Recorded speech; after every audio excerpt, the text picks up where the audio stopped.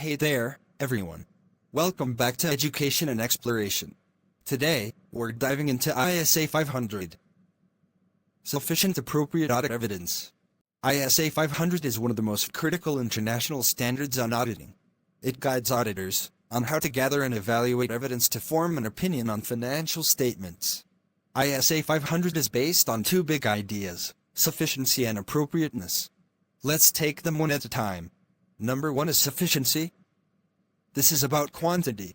Auditors need enough evidence to support their conclusions.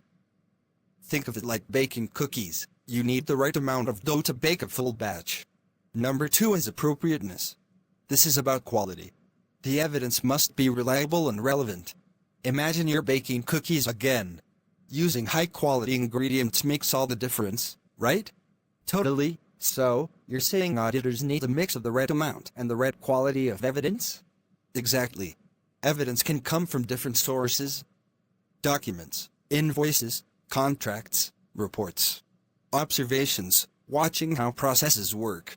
Confirmations, getting information directly from third parties, like banks.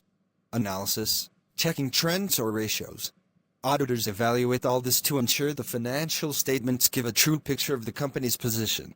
Sounds straightforward, but does it ever get tricky? Oh, absolutely. Auditors must use professional judgment. For instance, is the evidence from a trustworthy source? Does it really address the financial statement risks? Plus, technology is changing the game. Tools like data analytics help us analyze evidence more effectively. So, let's summarize ISA 500. Sufficient evidence, how much is enough? Appropriate evidence, is it reliable and relevant? Audit techniques, collecting evidence through documents, observations, confirmations, and analysis. Got it. ISA 500 ensures auditors don't just take things at face value. They dig deep and double-check everything. Here's a question for our viewers. What do you think is more challenging for auditors? Gathering sufficient evidence or ensuring its appropriateness? And why? That's a tough one. Let us know your thoughts in the comments below. Thanks for joining us today.